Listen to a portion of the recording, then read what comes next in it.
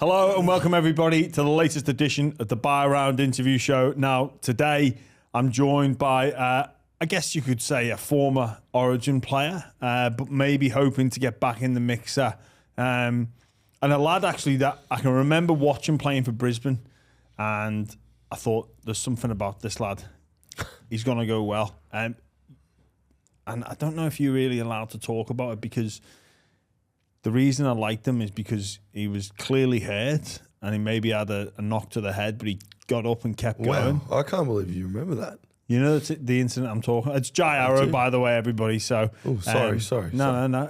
You know the incident I'm talking about? Yes, Yeah. It was a final against Penrith, and I caught Dylan Edwards' hip and was completely dazed and stumbled back into the defensive line and went to make a tackle, and I was in a bad way and pretended that I was sweet, but they dragged me off the field and I was no good. No, I do remember it. And because you would have only been how old then, like 20?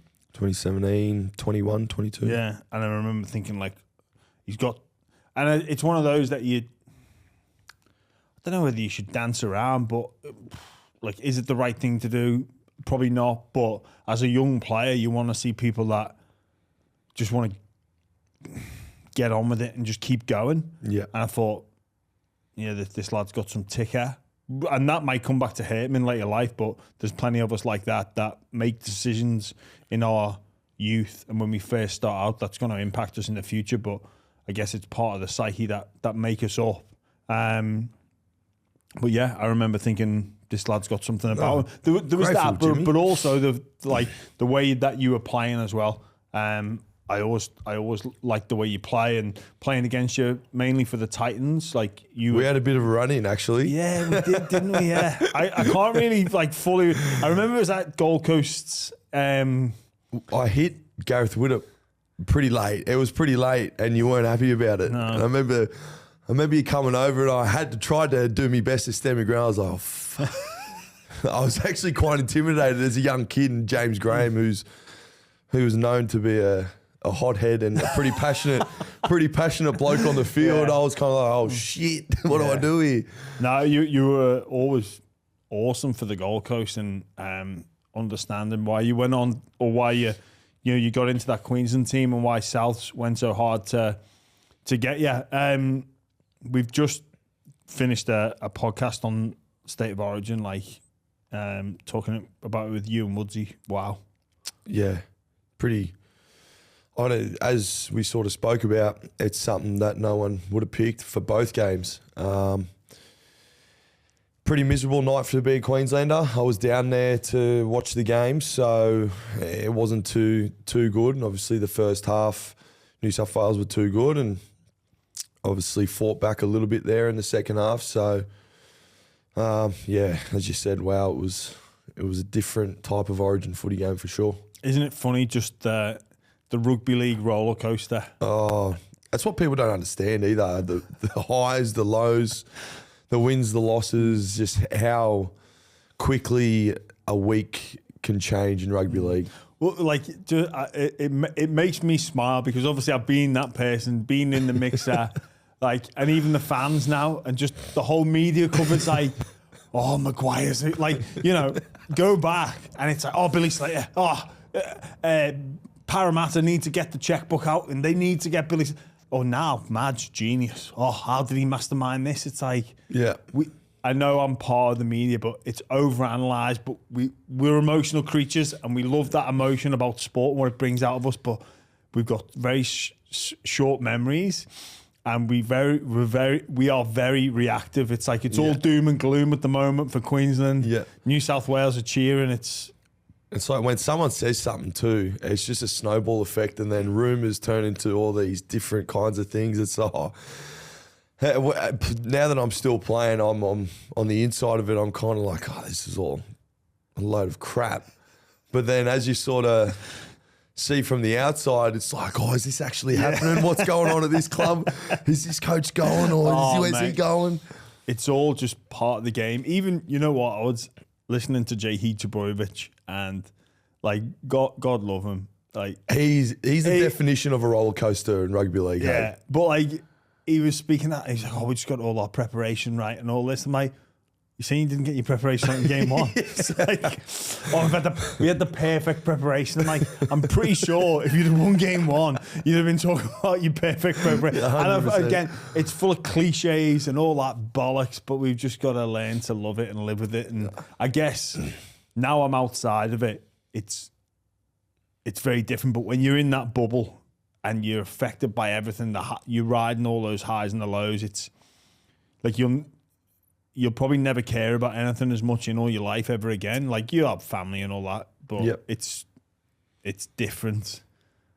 It really is different. I don't know if I'm looking forward to it or whether I am. So I don't know how many years I've got left in me, but excited for whatever is ahead of me. Yeah, well, talking of roller coasters, South Sydney this year started the season as one of the favourites for the competition. Certainly expected to make the 8. Just didn't start well, but back win 4 from 4. Yep. Plus 2 buys, I think. Plus a couple of buys. So I guess they've turned it around. What you put that down to?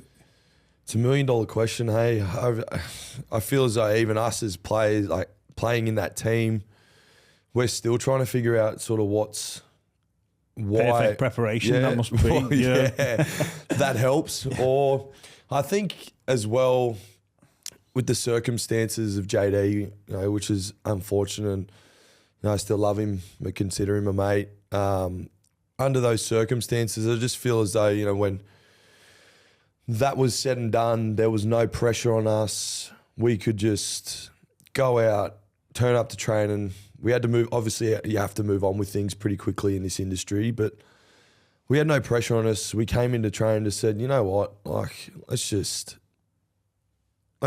throw the sheet off and enjoy each other's company and go and have fun playing footy. Remember why we play the game and why we love doing it. And I really think that's been a big factor on why, I think we're playing pretty good footy at the moment. We're not perfect and no team is, but I think just getting back to having fun and remember why we're playing the game and having no pressure on us, because we've been, after that all sort of happened, we'd been written off that we weren't going to make the 8, and there was a lot of talk and we were in the media a lot, but then it sort of backed off a bit once we, had been written off that we're not making the 8. There's something about that, like what you're saying in terms of the pressure and how, like, obviously playing in the NRL, high stakes, pressure comes with the territory, but when, like, you prefer the pressure to win the big games than the pressure,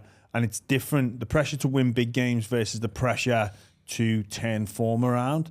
And when you see your coach under pressure, that then trickles down to the players. It affects how you play, how you prepare, and the mental side of the game. Like, one decision or there's an error in the team, and it's like you feel this weight of pressure from, weeks, months, even years that can affect your performance. But then when that pressure just gets turned off, or there's no, almost the attitude of, well, we're not going to make finals. Let's just go do what we've got to do. Let's just go and play. It can change things around, because that mistake that was once so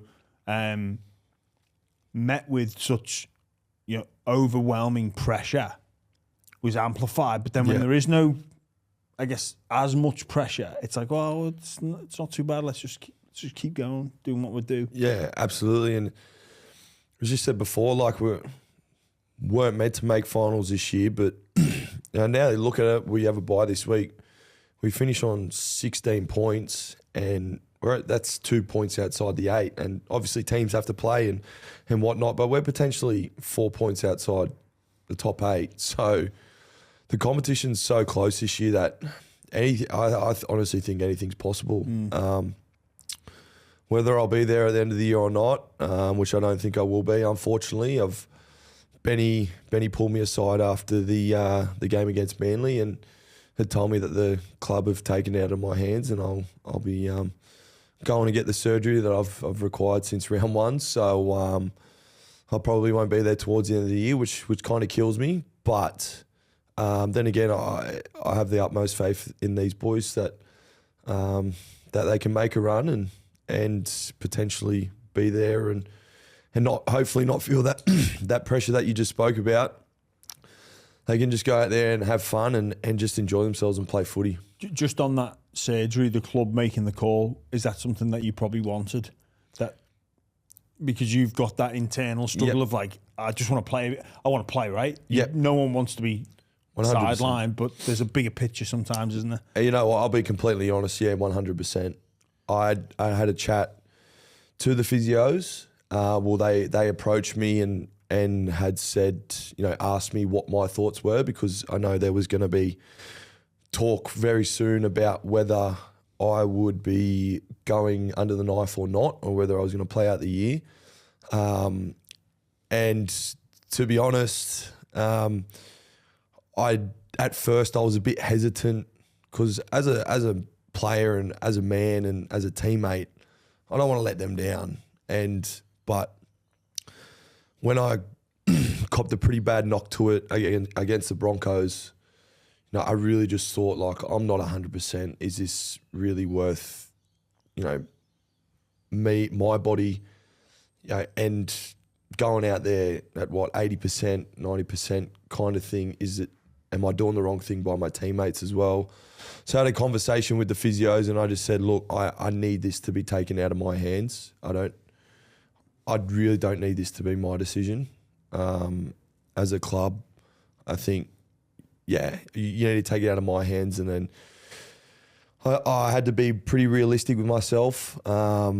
It's a seven month at least return to play. So I did get told 6 months, and then it's a return to light contact and things like that. And I definitely, I would like a good month or two of quality contact before I even think about playing. So it's such a long process because it's a different injury. It's not your standard shoulder dislocation or labrum tear and things like that. So what exactly is it? So it's called a supraspinatus tendon. I only know this because I'd been told about it. When the doc called me and had told me what it was, I said, what the f*** is that? Yeah. Like, genuinely have no clue what that is, but I'm pretty sure, I'm not too confident, but I am pretty confident that it's the tendon that attaches your rotator cuff to the shoulder muscle. And they call it a full thickness tear, and I think there might be a 1.5, 2 centimetre gapping between where it's meant to be. So the surgery, they go in and obviously reattach it to wherever it's meant to be, and 4 to 6 weeks apparently I'm in a sling and can't do anything. They do say it's a slow process with it, but I understand it comes with the trade. And so how do you play now then?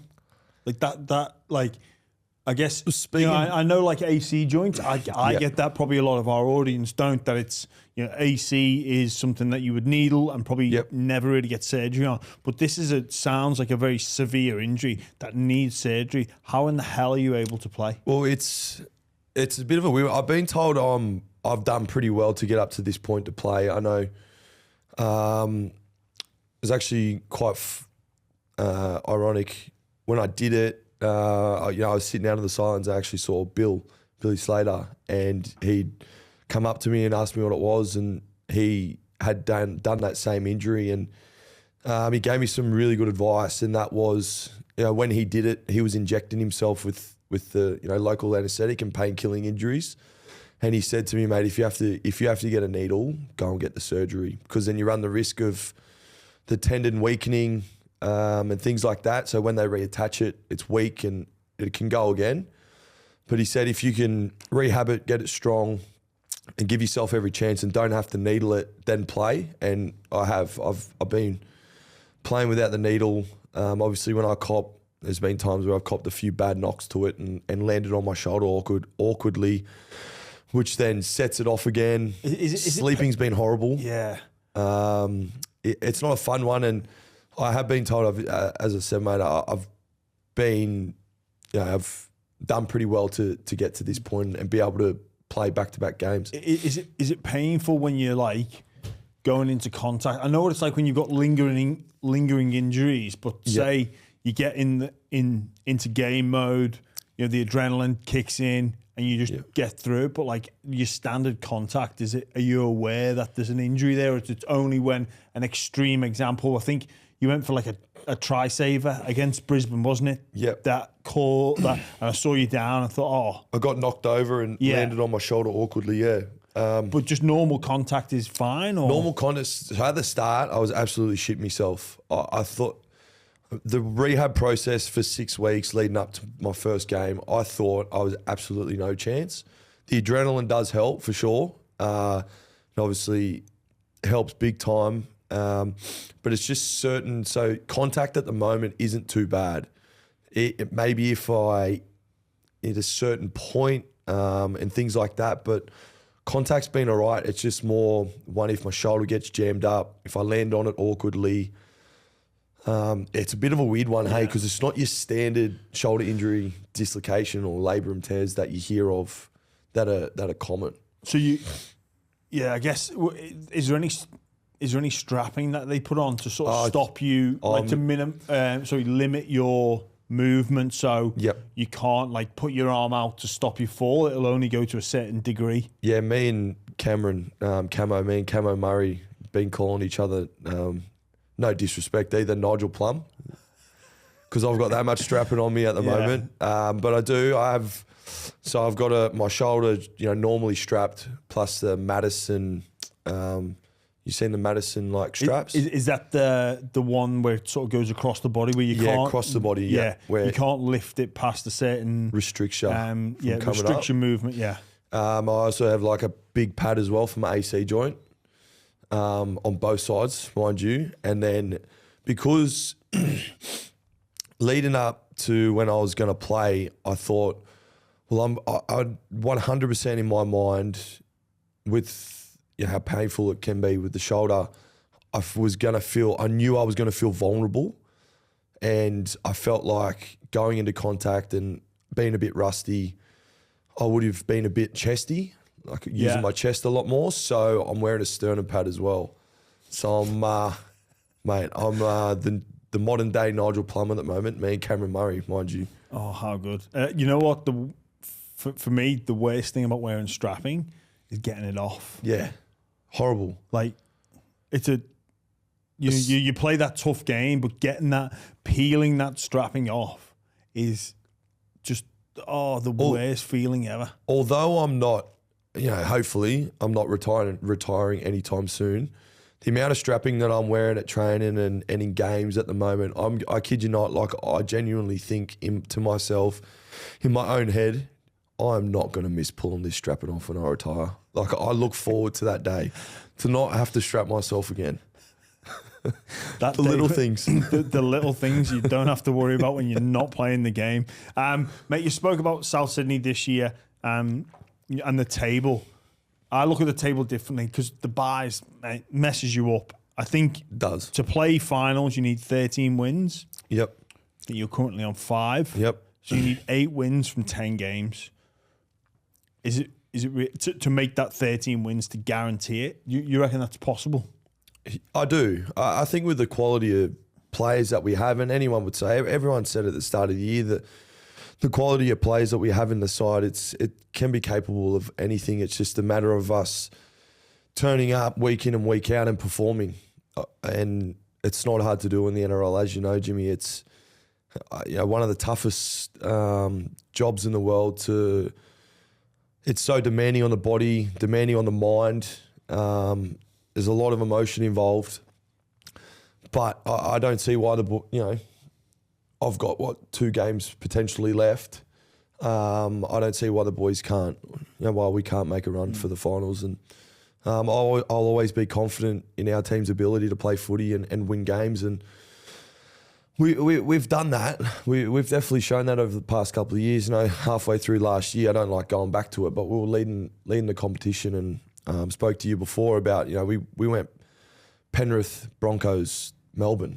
So beat the best 3. Yeah, well, that was the best 4 teams in the comp. Yeah, so South, we were humming. Brisbane, Penrith, Melbourne. Yeah, we can be humming. It's just we decided to all hold each other's hands and jump off a cliff for a good 8 or so months. Yeah, that's what it looked like. That's a great assessment. Like, that's what it looked like for them. But I think it's funny, internally, externally. Everybody externally was like, oh, no, you'll be back. And no one had write themselves off. Even last year, like going up to Newcastle, that game, it's like, no, this will be the one they'll turn around. No. Still waiting. No, it'll be next week. And then out the 8, and it's like, nah, you know what? They'll have a big preseason, and then they'll be back. And it's like, it just didn't happen. Well, it sounds like us everyone stops talking about us, we decide we want to turn up and play good footy. Yeah. So maybe the media just need to let us go a bit, eh? Oh, if only. If only it was as easy as that. Absolutely. Just a quick one, guys. You just stop talking about us. That'd be Souths have asked us to stop talking about them. Can't believe they'd be so. The audacity. And obviously that is a part of it, but that collective cliff jump, or that seemed to just, I don't know, just like you say, the Souths absolutely humming, like looked like you were on track to. We're still trying to figure it out, honestly. I just don't know what happened.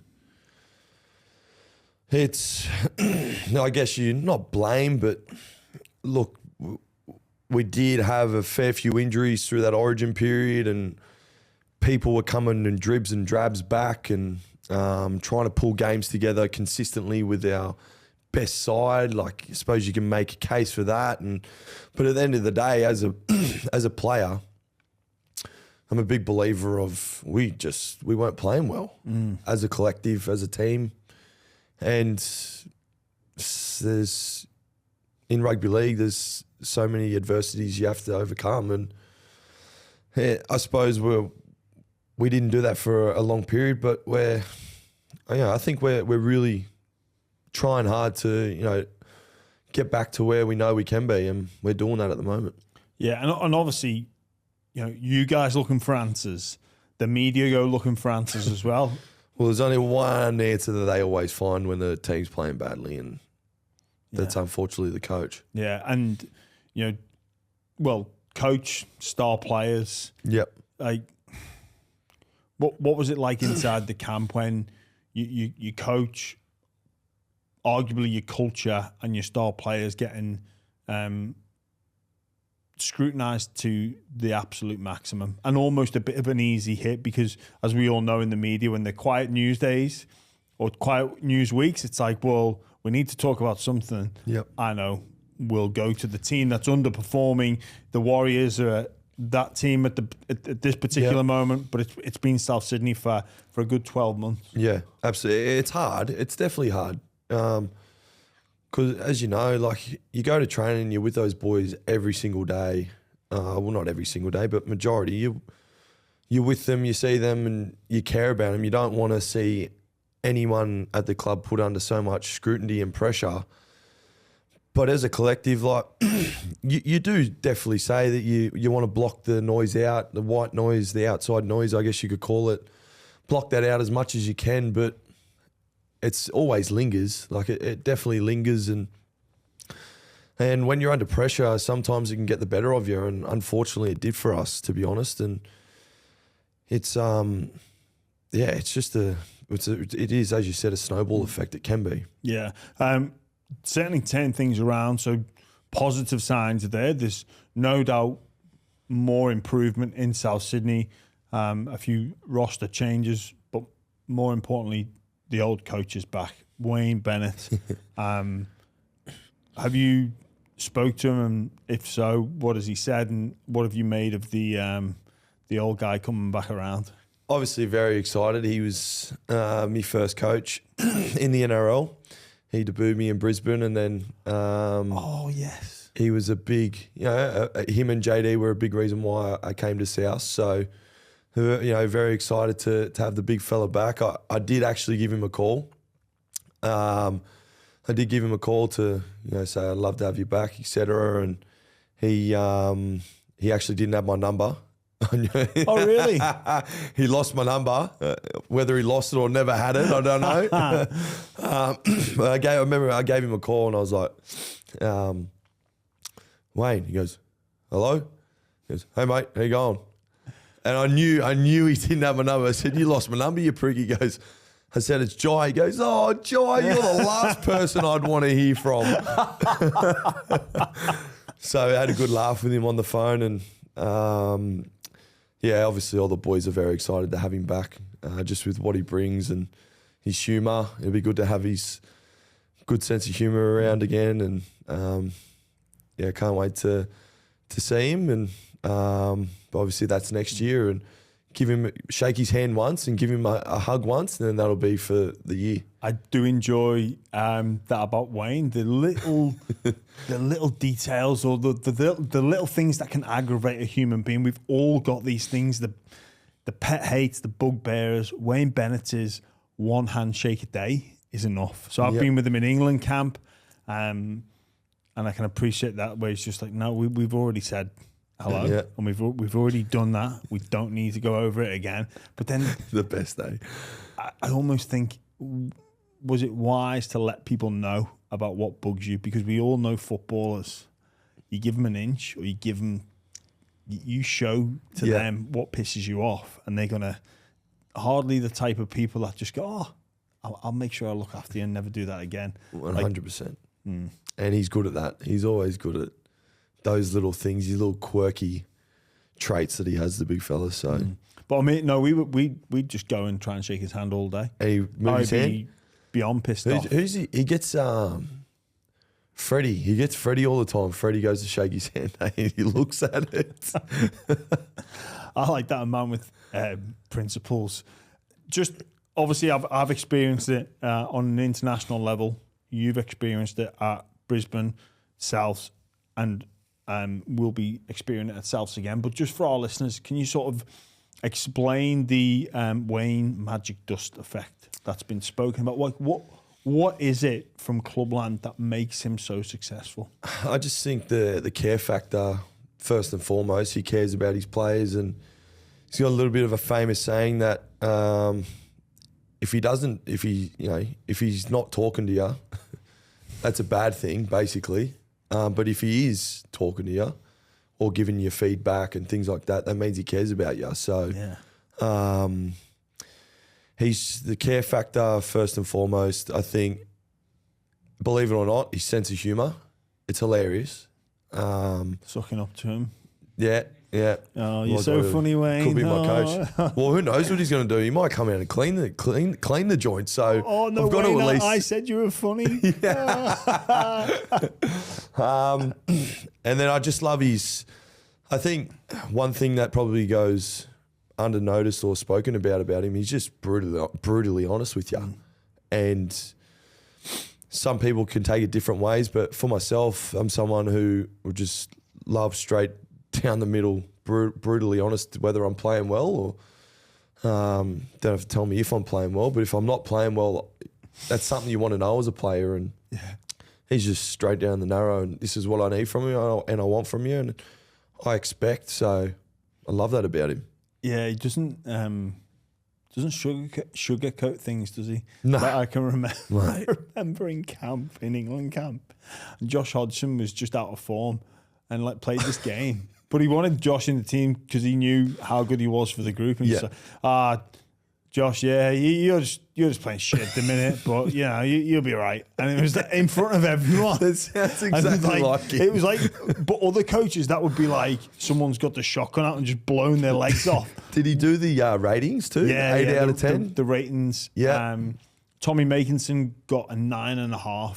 Yeah, wow. Yeah. That's high. Yeah, I know. He said if Tommy Makinson we played New Zealand at Anfield, and it was like an insane game. And this lad who plays on the wing, Tommy Makinson, made one error. And did he ever give anyone a dash? Like just not even? No, I don't think we ever experienced that. But I've experienced a few dashes, like just not even a rating. So that's brutal when you see the ratings come up and you're just waiting for yours going, oh, please. Just a number will do. Yeah. Yeah, it's funny that those basic and simple principles, and it's not X's and O's. No, it's not. But it's looking at it now, it's hilarious. Is it the fact that it's Wayne Bennett that he can do that? Because if someone tried to emulate that, I don't think it would get the same Good level question. of response. Do you know what I'm saying? Yeah, 100%. Say for example, Ben Hornby, Yep. right, who's coach, young up and coming coach, and we'll see how Ben's career progresses. Yep. Did a great job at the Dragons. I worked with him at the Dragons, showed a lot of promise, done a great job with South so far. But if he started to act like that and no X's and O's, it might the lads 100%. might just think, well, this guy naturally would be like, I don't know if this guy knows what he's talking about. It's definitely something. I feel like coaches should have their own, I suppose, authentic, or be their authentic selves, and that works for Wayne, but And it's his I reputation. don't think it would work for other people. His reputation. So 100%. everyone at South, this like Wayne's on a pedestal because he's done so much. It's like, well, he could tell you anything, and you believe 100%. it. Well, Because it's like we spoke about the Origin review about having Latrell's presence. Wayne just has that presence where it's Wayne Bennett. You sit there, shut your mouth, and listen and do what's asked of you. Otherwise, you get brutally honest feedback, as in, yeah, mate, you're playing like shit in front of everyone, and you don't want that. And it's hilarious. Don't get me wrong. He's had cracks at me. Not cracks at me, but I don't even know if I could say this. Hey, so cause you can cut this out, eh? Yeah, we can. Yeah. If like it's TF.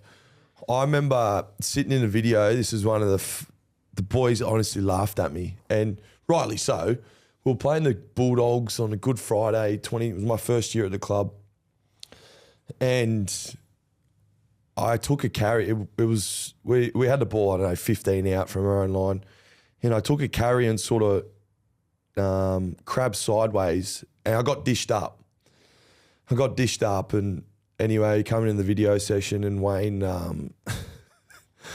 sits there and he goes, "Jai, fuck, talk me through this."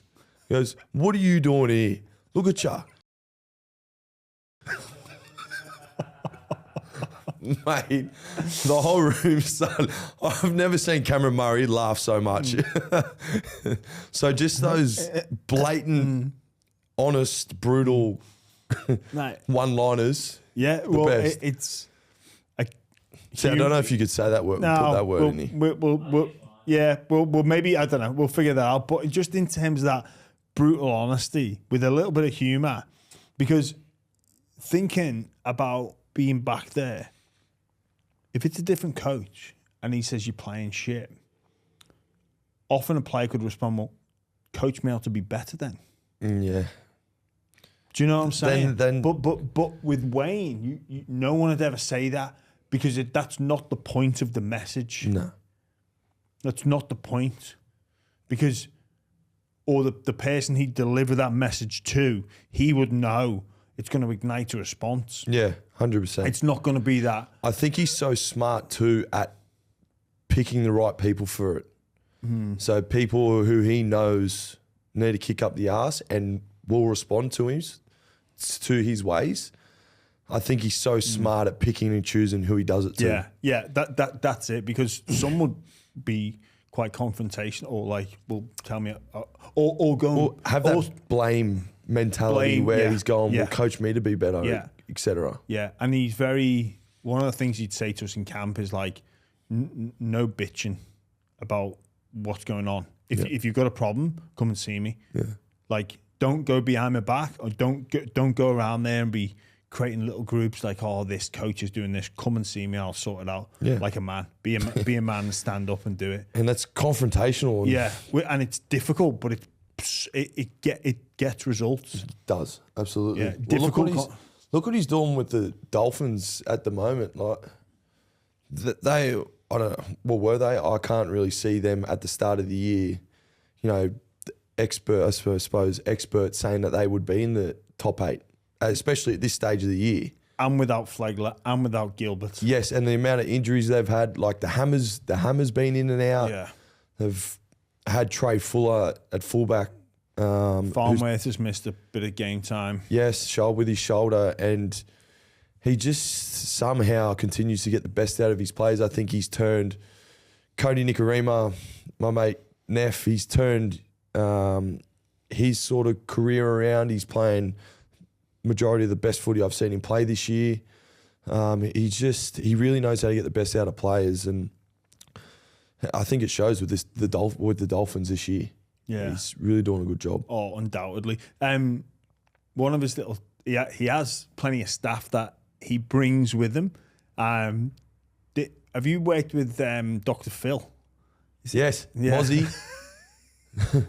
Mozzie. The old, I'm feeling flat. Where? I don't see it. What is it? Mate, he's like something out of a comedy movie. He's unbelievable. Like, he could be a character from the boys up. Like every time I see him in the coach's box, or someone will take a photo and send it to like our England World Cup group from 2017. He's like, oh, Phil's in the room. What did you change? That's perfect. Yeah, what did you change? Like, he's unbelievable. Like, we laugh, but he's so really relatable. Yeah, it's and so true. He's that great person for Wayne to bounce off, and he just looks with his fringe that's down by his eyebrows, and it's like and never every time he comes to talk to you too. Even I probably 4 or 5 times I've listened to him do the same sort of talks, and it never gets old. Yeah, it's continuously so true, it's so funny, and it gets you up. It genuinely does. I love the way he puts things into perspective, and you just go, he's so right. Like, it's not funny. Mm-hmm. And I think he'd be he'd be helping Wayne out on the personality profile of a lot of the players. Yeah, like who can you be honest with in front of the group, or who needs that one-on-one, mate, pick your game up, or who can be told in front of everyone, have their legs blown off. And because ultimately what you're looking for when someone's not performing is how to get a response. So if you want a response, there's different ways to get it, or you can speed up that process by going, I'm going to put you on show in front of all your mates here, or I'm going to take you behind closed doors and explain to you that you're not playing well. Now, one of those two methods will get a response quicker and speed up that process. And I reckon Dr. Phil, is the guy that is going, Wayne, Jai, yes. James, yes. Hodgson, yes. Do him in private. Yeah. So it's a good balance, eh? They're a motley crew, hey, when you see them together, but very, very intelligent. Yeah. Yeah. There's more. Very unique, hey. Yeah. It's so hard to explain. You have to listen to his chat. Just what they're like. It's quite relatable. Yeah. Lewis Dodd comes to the club next year. I played with him at St. Helens. He was a young up-and-coming player when I was there. Do you know much about Doddy? I don't. That's not like not being disrespectful when I say that, but I don't really know much about him. Obviously, I heard he's a good up-and-coming halfback and very steady, good kicking game. Yeah. Excited for him to come to the club and potentially grab an opportunity, and it'll be good to have him here and to learn his trade. He's got some pretty handy people to learn his trade under as well, and but it'll be interesting to see what that halves combination looks like next year, because obviously we bought him for a reason. He wouldn't be coming to the other side of the world if he wasn't mindfully thinking he's playing NRL. So excited to meet him when he gets here, and and build a relationship with him and call him my teammate. Yeah, he's one of the. For me, he's the best young English half. Not, How old is he? Actually, not even the best English half. How like old he's is he, not that young. He'd be 23, 24 now. So he's still young. And he's achieved so much over there. He's not leaving to come and play New South Wales Cup. He's not that style of player. He's established himself, dominated the comp over there, so he's coming to play. But like you say, that recent change of Walker and Whiten in the halves has been successful, but whether or not that will continue. But like we say, Dodd's probably not come, but he's definitely not come to play Reggie's or play 14. So Wayne obviously having that effect already, bringing players over from England, he'll sprinkle that magic dust over everybody again, and no doubt Souths will kick into season 2025. I just want to ask you about going from Brisbane to Gold Coast and then coming to South Sydney as a Queenslander and as a bit of a local up there. What was it that brought you down here? I know Wayne gave you your debut at Brisbane, and then he was here, but was it a big decision to leave? Yeah, huge. I was I was home. I obviously lived in Brisbane. I was at Brisbane. I was contracted with Brisbane as a 15-year-old. Oh, yeah? Yeah, like so those little contracts you sign that you get the gear and do development days and things like that. So I was literally getting paid by Brisbane at 15 years old, $1,000 a year, don't get me wrong, but grateful. $1,000 is more than zero, which is what every other 15-year-old's getting paid. So bloody to then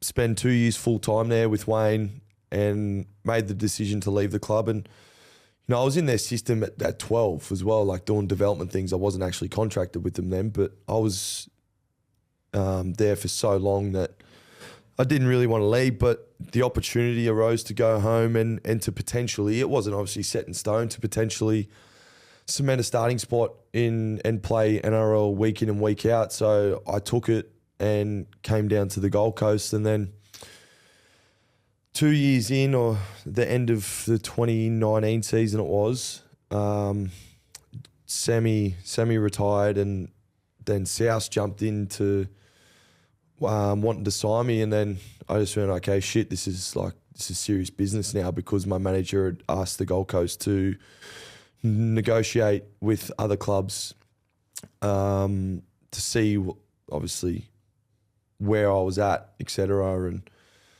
And they gave me permission to, so South's come in. Gold Coast gave you permission to go a year early? Oh, not go a year early, sorry, but to negotiate. So it was like, it wasn't November yet. Yeah, it was still during the season. Yeah. And they gave me permission to negotiate with other clubs to, what is it, test your... Yeah, test your market, but yeah, that's the one. So then I remember... weird story. So it was after a game, and there was this lady was there, and she was psychic, I guess, card reader and things like that. And this was at the time where I was like so happy at the Gold Coast. I was at home, don't want to go anywhere. I'm comfortable here. I just bought me first house and was then bought another one up there. So like my life was up there, family, etc. And we're at this, we're at the hotel having a few beers and that. And she goes, "Oh, can I do your cards and that?" And we're like, "Yeah, whatever, no worries at all." And then starts doing my cards and things like that. And then she gets to one and she goes, "Oh, you'll be leaving this club at the end of the year." And I just went, because I'm not a big believer in this stuff, but I just honestly rolled my eyes and started pissing myself laughing, thinking like, there's absolutely no chance. A couple of months later down the track, the club gives me permission to negotiate with other clubs. Wayne and JD are on the blower to me and were really serious about me coming down to South, and I was so comfortable and happy at home. And then it got to a point where I just went, holy shit, I'm signed a 4-year deal with South. And I look back to the lady who did me card reading and I think, fuck, she was right. Not that I'm a big believer in it, but it's funny how things work out, because I genuinely said, like, there's absolutely no chance I'm leaving this club. But turns out I'm 4th year in Sydney, calling it home. Wow. What are you smoking at? The card reading? The card reader. Yeah. I'm very hesitant. Oh, about absolutely. That and like, you reckon it was just a good guess? I don't know. What else did she say? Like, she's not From just going, you're memory? leaving this club. Well, how did she know you were at the... How did she know you play for the Titans? Well, we were obviously there. She had... But what do you mean? Like, you were in Titans clothes, or...? No, we were all talking to her. Was she just a punter at the pub, or was she actually... No. We were at the hotel, like the hotel bar, like you have the hotel bars, etc., like that. And she'd obviously seen a big group of us and just started chatting. Boys that had conversation, obviously knew that we were footy players after talking to her. And then we asked, what do you do? And she goes, oh, I'm basically a psychic card reader. And we're like, well, go get them then. She goes, oh, I'll do them if you want. And then from memory, that was obviously one big one. And from memory, like I can only I don't know why that's just the one that sticks out to me. Only reason being is because it's a pretty big move in my life to move from the Gold Coast to Sydney. So yeah, the old psychic shall get ya. That's the line we're going to use. So what? One of the questions. Yeah, why leave the Gold Coast? Because the psychic told you. Brilliant.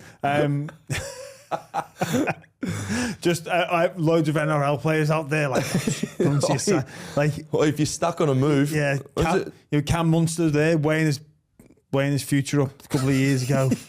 Don't know, Melbourne or do I go to the Dolphins? Stefano at the Tigers. Yeah, Stefano. Yeah, get the card. Go and see it. Go see the card reader, mate. You'll be right. Yeah, that's it. Tell us where to go. Mate, you obviously had a very successful time at Clubland, but picked for Origin as well. We often hear about what it means for Queenslanders. What is it about that makes, I guess, Queenslanders would say that jersey mean more than absolutely anything? Yeah, it definitely does when you put it on. I've been so privileged and honoured that I've been able to play 12 odd games, which I think is pretty crazy. I debuted in a fair while ago. I was in 2018 with some people who I idolised and loved watch playing, and I still pinch myself that I've been able to play with those players, the likes of Billy and GI. So that was a bit of a spin out, but it's just people say you feel like that have played, you feel like you grow an extra leg, and you do. When you put on that maroon jersey, there's so much passion and emotion involved, and you can see how much it means to the people up there, and it's just I think there's no better feeling than putting on that jersey and running out. The running out part is such a cool feeling, especially up in Brisbane. I think that's probably one of my highlights of my career is running out in a maroon jersey and at Suncorp in a packed house for sure. Yeah, and you were part of that 2020 infamous world, although the worst Queensland side of all time. I was. What are your memories from being part of a team that had that label on them? Well, the Wayne Bennett factor, for one. He made things so fun for us in camp. We were locked away and isolated for 3 weeks, and he's Wayne. And not only that, like we had Alfie Langer, so that helps. He's one of the funniest human beings I've ever met in my life. Had Mal Meninga in there as well, who's a Queensland Origin great. Joshy Hane, who's doing really good things with the Queensland side at the moment, and just the crew we had in there. From memory, the funniest bloke in that team by a mile, and I can see why Wayne brought him back to Redcliffe was Curry, Josh Kerr, one of the absolute best human beings you'll ever meet in your life. And I played with Josh at Dragons, he's a good lad. Oh, he's an absolute great fella. So just the whole crew we had there was so fun. Didn't Josh Kerr win like there was a special award for? Yeah, he got it for sure. Well, he came. We had a squad of whatever it was, and he didn't end up playing. Yeah, he didn't end up playing, but we presented him with the jersey with his name on the back and like a special award. Basically, mate, he was MVP of the camp, like by a mile. He just had everyone in hysterics the whole time. Everyone had time for him. He had time for everyone. He just made everyone laugh. But going back to what was it like having the stature of us being the worst Queensland team ever, I think that was the best thing for us. Yeah. It really lit a fire, and that was probably the worst thing people could have said about us, was to say that. One, we had Wayne Bennett, which says it all, and then two, I feel like it lit a fire in our bellies to prove people wrong, and we did that. Geez, Munster was good that series as well, Wasn't he? Yeah, he was. Like no team with Cam Munster's any team with Cam Munster in, I reckon, has got a chance. Well, what he did in that decider is pretty special. He obviously won the Wally Lewis medal, and he was trying to get Fisher to come down to Byron, but Fisher didn't come down, unfortunately, which would... Oh, the DJ? Yeah, Fisher the DJ. Unfortunately, he couldn't make it down to Byron. Is that after the... Yeah, so after the series? Yeah, after the series. So we'd been asked, basically... do we want to stay in Queensland after the series but have to isolate for 2 weeks in home, or what we could do was go to across the border to New South Wales, so Byron we picked, and we didn't have to isolate there. We could do whatever for 2 weeks, but then we could just cross the border to Queensland and not be in isolation. So there was 10 of us that said, well, stuff that, let's book it was after game one. And we didn't want to get too ahead of ourselves, but it was after game one, and we were like, let's go book something in Byron, because there's no way we're isolating for 2 weeks in Queensland and staying at home. So we booked like this massive house. It was a fair trek. It was like a 15, 20-minute drive to the heart of Byron. And it was like a dead set 12-bedroom, 6-bathroom mansion on this property, beautiful property. So we'd booked that, and then after we won the series... I think out of the whole squad, like we got 22 blokes that came down to celebrate for a day or two, and it was pretty fun.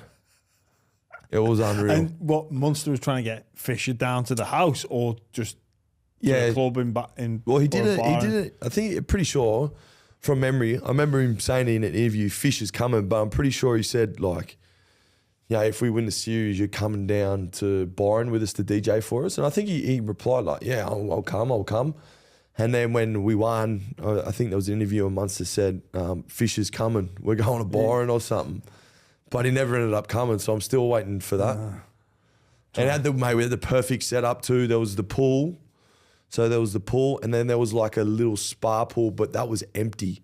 And it was fairly deep too, so he could have put his decks in there. Oh. Is that was the series where Munster was bopping around in his medal as well? Yes. Yeah. Yep. It was. Was that the one where you had the cane toad hat? Yeah. Nah, that was 22. Oh, that was 22. Yeah, that was 2 years later. Ah, right. No, the one in 2020 was. It was a weird time for everyone as well because of the whole COVID, and the series was at the end of the year. And hang on, just with that. So all the games were at Suncorp, yeah? No. So we went. First one was in Adelaide, Sydney, and then Brisbane. So this was at the time but we were fly out straight away from the games. Oh, you were based in Queensland. Yes. Yep. So we're based in Queensland. But were you bubbled then or not? We were bubbled then. The Queensland team was bubbled, so you'd fly into Adelaide, play a game. Yep. So we flew into Adelaide on game day. Was there any COVID in Adelaide then or not? Don't know. Don't think so. And the crowds were capped. Yeah. And maybe 50%, 70%. But when it was 50% for the first 2 games, but then the Queensland government it must have just done it because it was a decider at Suncorp. They lifted the restrictions a bit, and there was like a 80% capacity maybe allowed in the stadium.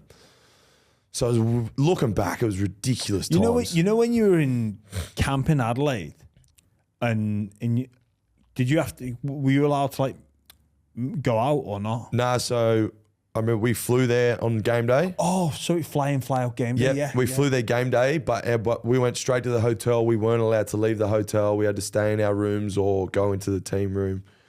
We weren't allowed to do much. It was I forgot. crazy. I did a few of those games for the Dragons because I left before you all bubbled and relocated to Queensland. But there was times where we'd play a game, we had to fly back in the day. Yep. On like a chartered airplane. Remember the NRL chartered those planes? Chartered the airplanes, yeah. Yeah, What it was a bizarre crazy times. time. Oh, no.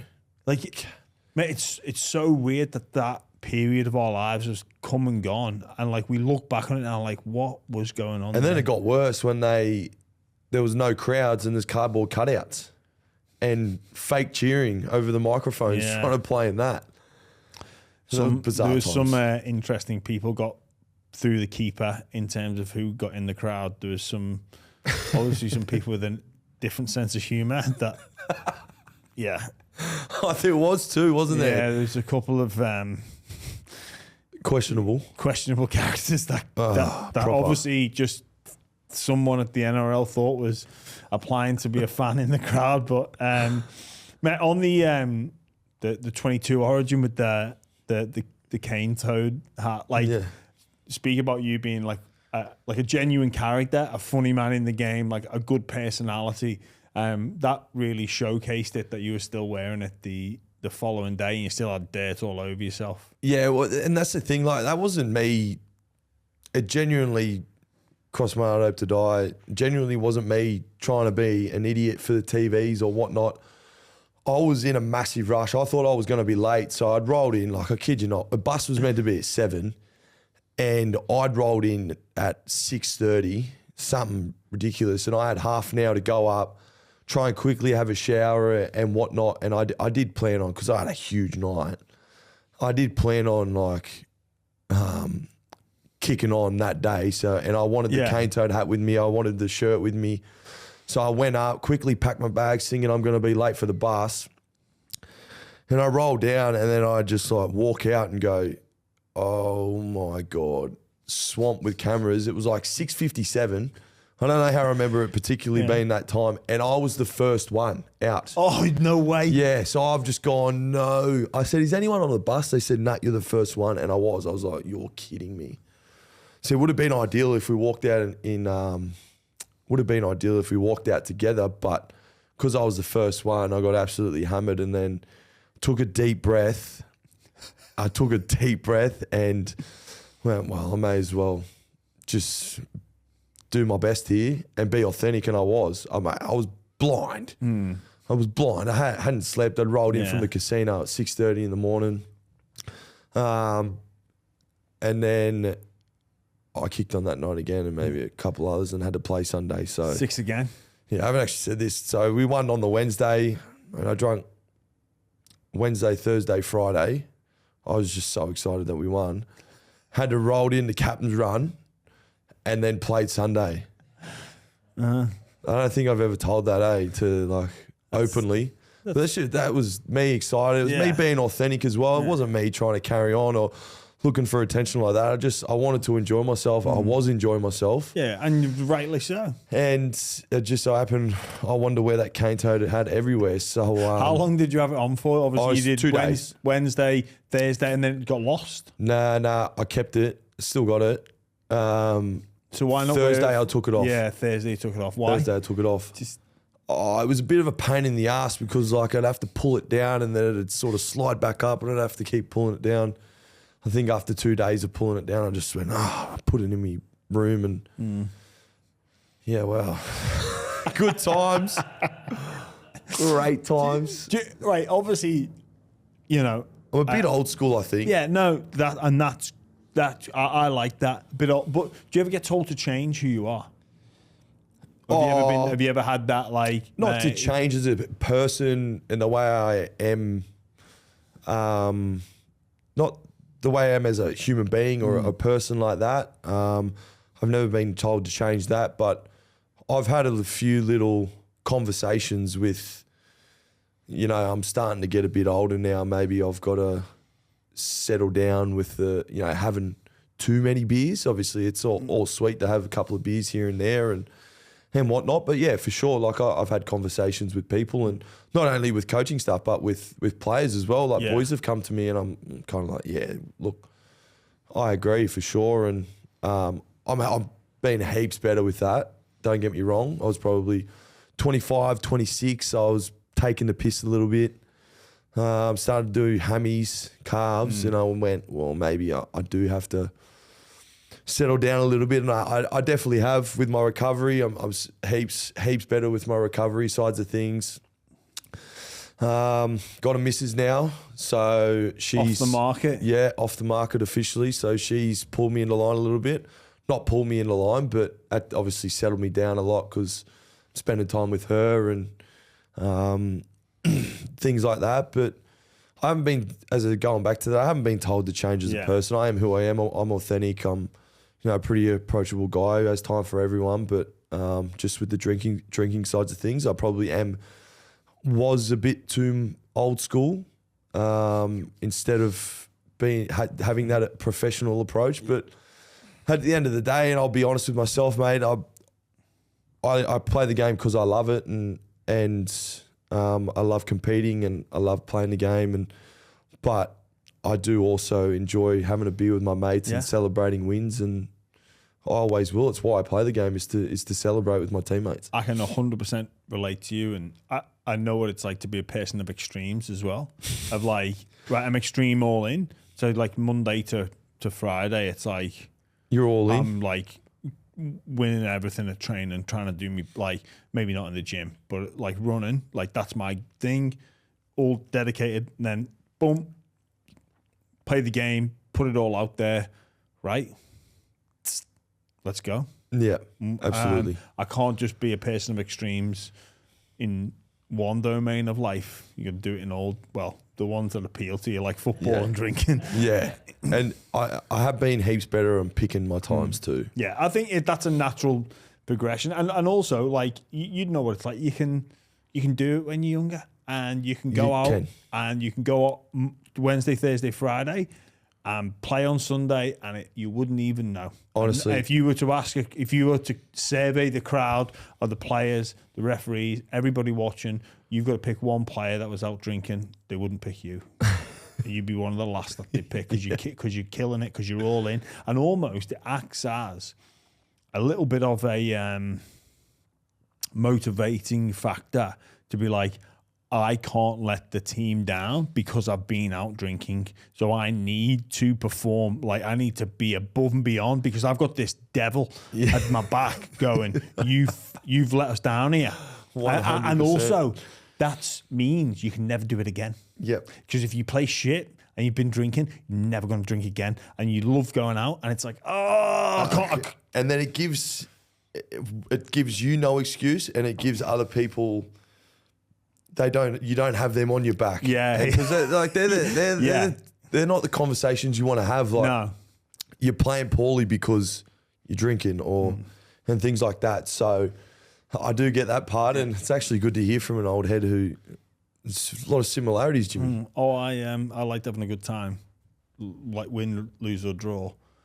Like there was moments where you pulled back and whatnot, and different injuries and stuff, but it's so that's like last night. It's personality type as well. Yeah. Like and there'll be different players through different eras, and also culture plays and environment. Like I came through at a time where, like, we'd turn up to home games and you'd go through the car park at St. Helens and everyone would have their jeans and shirts.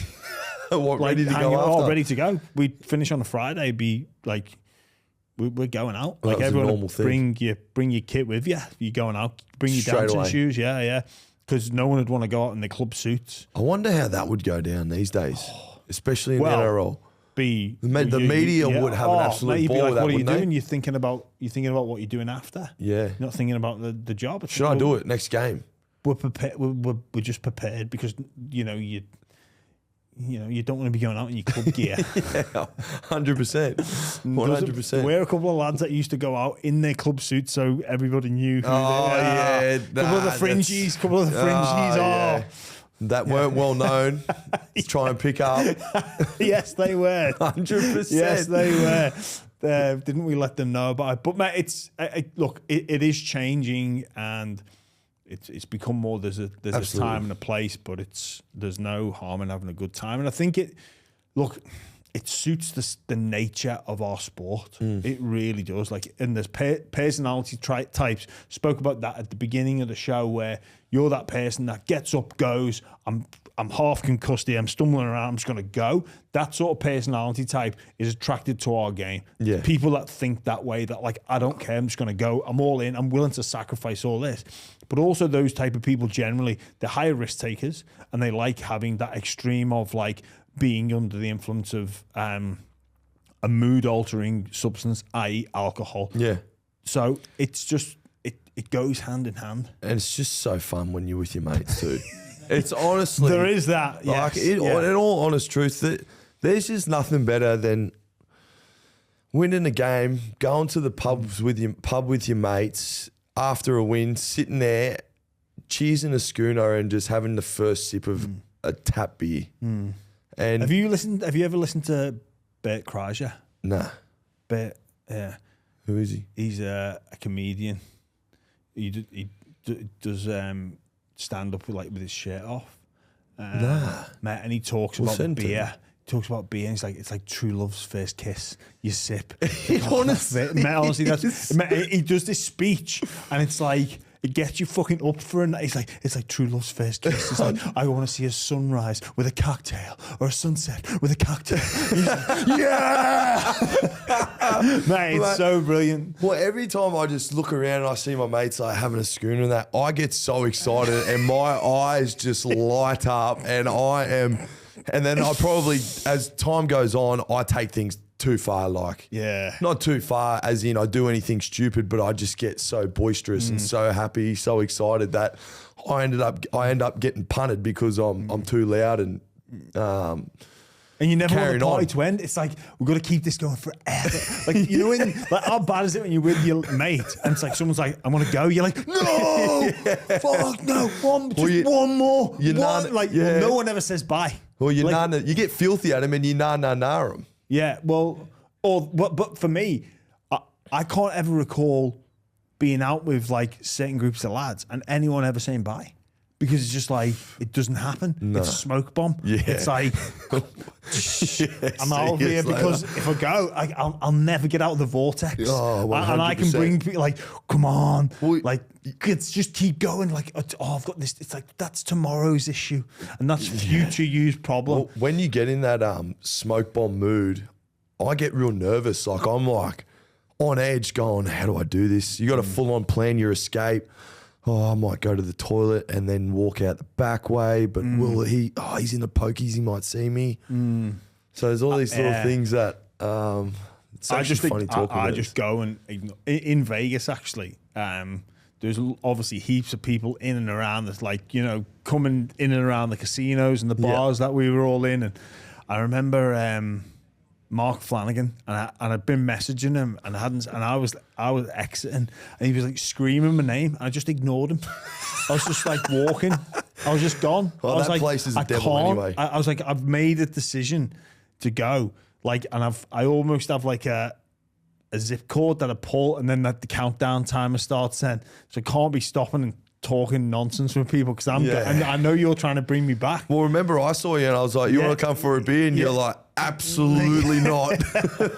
That was the last day. Yes, I was gone. Yeah, no, we are going. Yeah. Mate, we spoke about obviously the good times of football and having a good time. At 28 now, still got a lot of football in front of you. What's the ambitions? What's left for you to achieve in the game? Oh, that's pretty simple. That's obviously the ultimate dream, to win a comp. I've still got 3 years left on my contract, so I just want to play my part in the side and enjoy it while I'm doing it and have that fun, but being smart about it so the club can get the best out of me and the best out of my footy. So love to obviously win a competition, and they're so obviously so hard to win, so hard to get there. But so that's my ambitions moving forward, and I'll continue to strive to do that and just have fun, just enjoy every moment. I think back, I can remember when I first debuted, and it's now nearly 9 years ago. So I understand that I'm getting on and starting to get the back end of my career where to just enjoy every moment, because you don't know when it's going to end. So I'll continue to do that till my career's over, but obviously the ultimate dream is to win that competition. Get back into the Queensland team. The avenues there to go back. I know obviously there was whatever happened, but like there's still it's not, the door's not closed on your rep career for Queensland. Nah, definitely not. That's definitely a goal and an ambition of mine, and it's something that I've tasted, and Origin's like a drug. You just want more and more of it. So that door never closed until I retire as well. But in terms of like with the Queensland selectors, decision makers, that's all sweet. Cause there was no, that's all sweet. That's all sweet. Bill actually gave me a call and had a chat to me before when the first game, and he genuinely did. I said to him he didn't have to call me, and I really respect that he called me and to let me know I wasn't in the team, and we had a conversation, and I appreciated that, and I love that about him, and obviously I have aspirations to get back in that side, and I'll go and get this surgery done and prepare myself for round one next year when I do, and work my ass off to get myself back in that side. So mate, you said you've not got long to go, but there's plenty of football in you. Do you have any thoughts for what you do when it all finishes? Well, now that I'm going to have a fair bit of time on my hands, once I get this surgery, I'm actually going to do my real estate license. Oh yeah. And a diploma in mortgage broking. So nice. That's something I do enjoy, like the property sides of things. I've got a couple of properties myself, not being like arrogant or anything like that. So I'm always looking and it's smart that you've invested your money. Yeah. So good. I'm always looking at the market and where it's at. And it's actually something that I'm interested in and I like. So, and then I'd love to also while I'm in a sling and not doing much, learn that sides of things and go out and do some work experience or whatever it may be with some people and whoever wants to take me on just quietly. And then I don't know if I can get a few gigs here and there, just doing this, talking. Do you know Bo crap. Champion? Yeah. Bo Champion does real estate? Yeah, no, he does, yeah. Yeah, have you hit him or? Nah, it's more probably that I want to do the real estate license, but I more want to do the mortgage broking sides of things. Yeah. But just having my real estate license there, because they sort of interlock with each other, just makes sense to me. Yeah, fair enough. So, but yeah, I've started to have a think of who I can contact. He's another one that you speak about. So yeah, a little bit going on in my life once I go under the knife. Yeah, cool. Well, we do our 4 questions for each and every guest, mate. We'll start with the dream spine. So you're 1, 6, 7, 9. No real rules around it, whether you've played with them or just admired them. 1, 6, 7, 9. I'm gonna go not. Well, can we start with hooker? Or yeah, you can start with your hooker. Cam Smith. Yeah, you played with him in Origin, right? No. Oh, you missed him for a year. I missed him by 1 year. Oh, but yeah, I can understand why he's in. Obviously, fullback. We're talking like in their prime, yeah. Or whenever. Greg Inglis. It's a dream. It's a dream spine. GI, yeah. 1, 6. I'll go Darren Lockyer. And then a 7. Finishes off. Ooh. Right, there's so many good. Jonathan Thurston. JT, yeah, nice. All Queensland representatives. Well, I didn't. That's generally I'm going off the ability and how they play. It's good. It's Not being biased. I think that would have been come up before, but mate, it's pretty good. It's funny, you know what? Like when people say Lockyer and the legend that he is, I reckon the next crop will be they'll talk about Munster. Yeah. Agreed. Well, they already are in a way, aren't they? I understand he's still playing, but it's kind of hard when they're still playing. 100%. To be especially because Munster's still got so many years still to go. I think talking of all the Origin things, I don't think people have appreciated how big a loss he is. 100%. Like he's just an insane player. Yeah, insane. And I would it's hard for me to pick, say, older players that I haven't watched played. So because people have different perspectives, but it's hard for me to pick old players that like the Wally Lewis. You hear about him and what he was like as a player. It's just I've never actually witnessed kind of thing. That's why I picked those players. Sweet. If football didn't exist, what do you think you'd be doing? Where does a young Jai Arrow go? Footy doesn't exist. I honestly think I started my plumbing apprenticeship, so I'm gonna assume that I would have been a plumber. Yeah, nice. If footy didn't exist, so I would have been playing with shit all day. And then getting on the can straight after. At the pub. 100% I'll be one of those blokes. Friday arvo, boys, 12 o'clock. Let's go. For sure.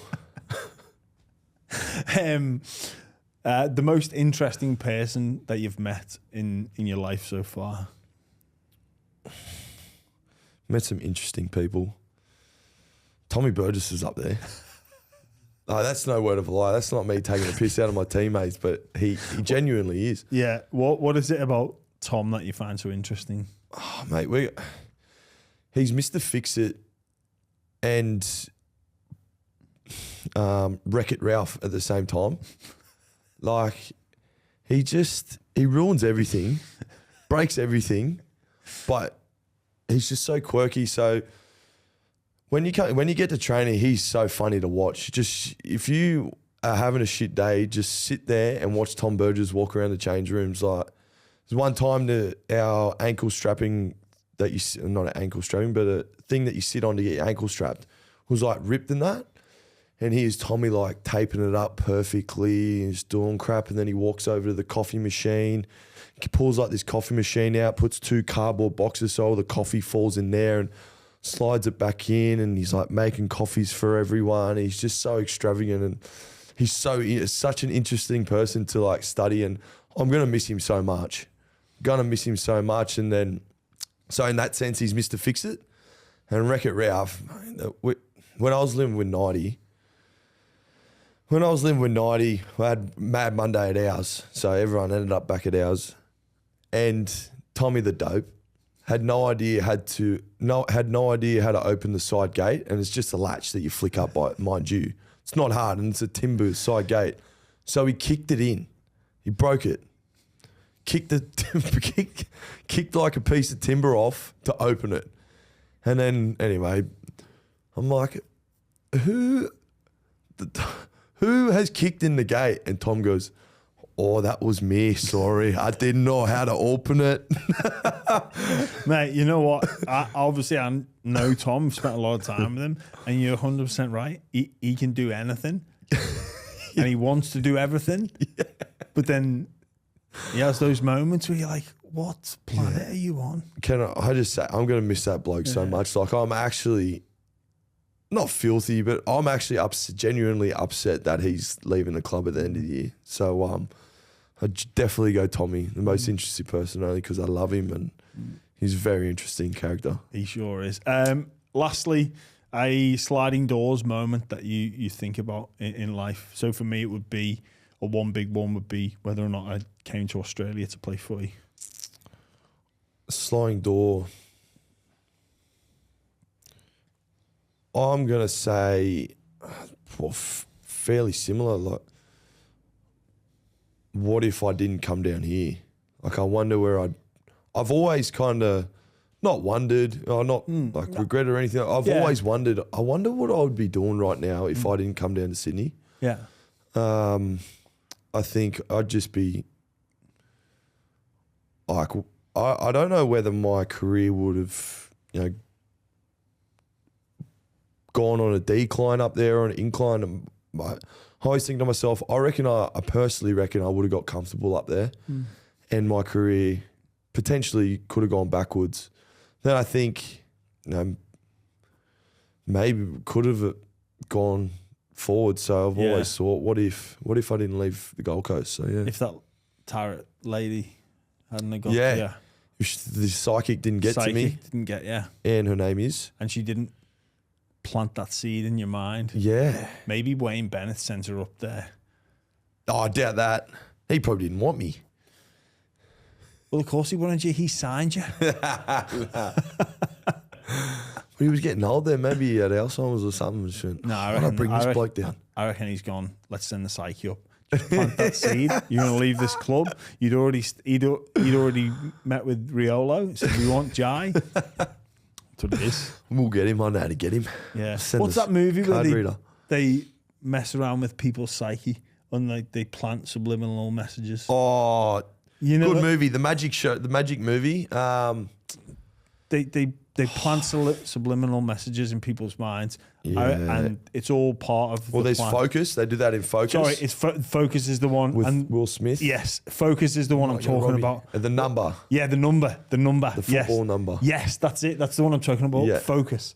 So maybe you think it's all chance, and it's not. Someone's just gone. Hey, just Ingrained in his brain. constantly. Plant this in. Just plant this seed. Maybe someone was following me around going, Rabbitohs, Rabbitohs, Rabbitohs, Rabbitohs, Rabbitohs. Or they just thought, you know what, Jai will just, this psychic will, and she's not a psychic, she's done you. Well, I'm glad she did. So Yeah, fair play. Okay, thanks, mate. Thanks for joining us. That was great chat, mate. Thanks for coming on the show, and all the best with the surgery, and moving forward to next year with Wayne and Dr. Phil back in town. thanks, Jimmy. Appreciate it. Cheers, lad.